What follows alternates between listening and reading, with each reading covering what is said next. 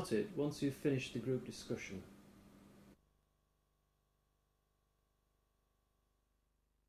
Diana Laurelard has noted that effective learning opportunities should enable discussion, interaction, adaptation and reflection. Where students are given the chance to discuss and to interact, they can adapt their understandings and reflect upon them. To be effective, web-based learning activities should focus upon what the web does best.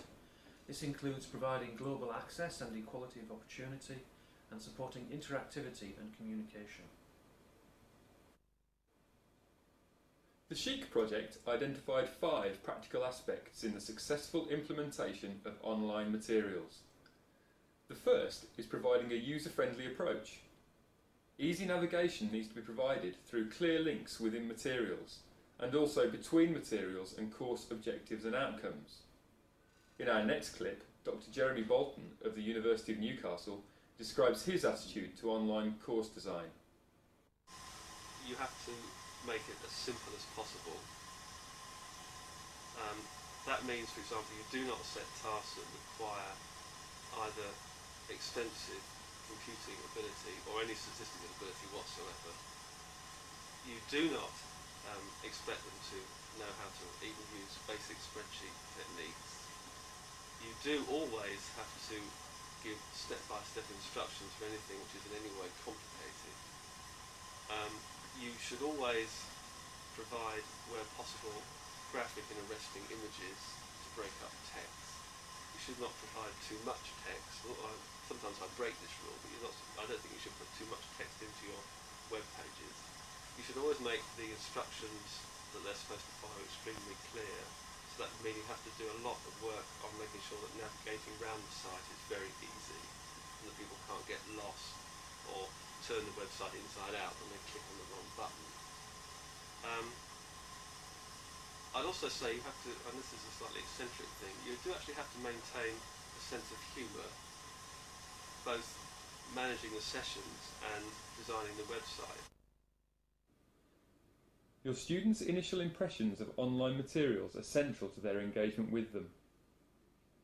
Introductory pages need to be simple, easy to navigate and manageable. Remember that the web is not designed for long text blocks. It is a page-based medium which needs a tidy and compact presentation, with horizontally linked rather than vertical pages. These issues are illustrated by the Revolutionary France website at the University of Teesside. The purpose of the site is made clear to students, and it has a simple structure through the use of frames. Frames simplify navigation and make the site look consistent. Crucially, it does not require much scrolling, and the index frame at the bottom of the screen is ever present. There are some other important design issues to bear in mind. Firstly, home pages are the most important feature of a website because they allow an effective introduction to the site. Keep them simple and uncluttered. Secondly, site design must enable additional materials to be slotted in easily during the course. Finally, different types of resources should be demarcated. In this Teesside site, for example, primary sources are shown in white. And you may wish to have resources accessed in a new window so that students can return easily to the core materials. The second element is allowing the learners to model their own thinking through the application of theory to an extended range of source materials. In this European history site at the University of the West of England, students are given a list of web-based resources that are relevant to specific seminars. The seminar list takes them to a weekly set of tasks, which are embedded within these materials in order to engage the students with relevant debates. Our third practical aspect is the provision of opportunities for monitoring and formative feedback. This can be achieved through the use of online discussion forums and email. Here, a student from the University of West of England highlights the need for a balance. Well, we're actually I think we're getting quite a bit of support actually. I mean, that today was very useful.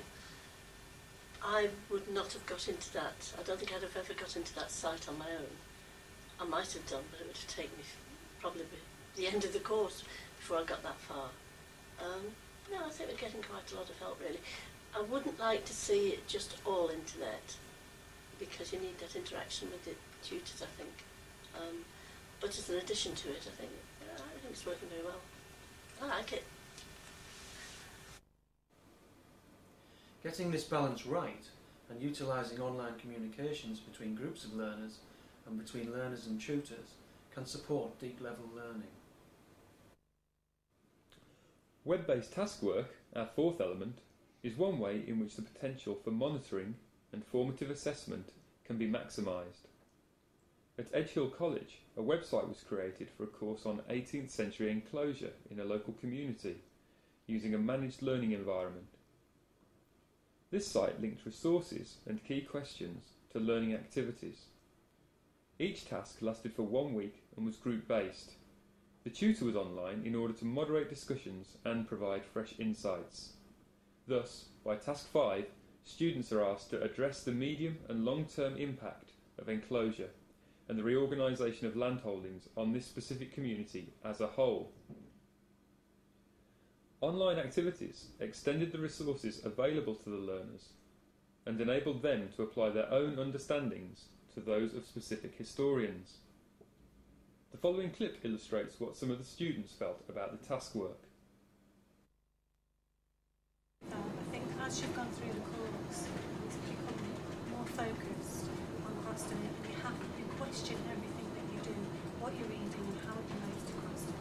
You're far more proactive. You get more into the research, don't you? You don't just read a book and take it for granted. That's what that is. You go into different things and you search, whereas in a lecture, you're being given something and you take that for granted, oh well that's what happened, and you leave it for the rest of the week, whereas in this you can keep going back to it and reading other people's views, so your views change and you start, well, if this would be better if you could get it in a seminar, then maybe other people would chip in the seminars. Instead they're just going off what the lectures give them, and everyone's coming up with the same views, so no one's actually arguing the points, whereas this one you can.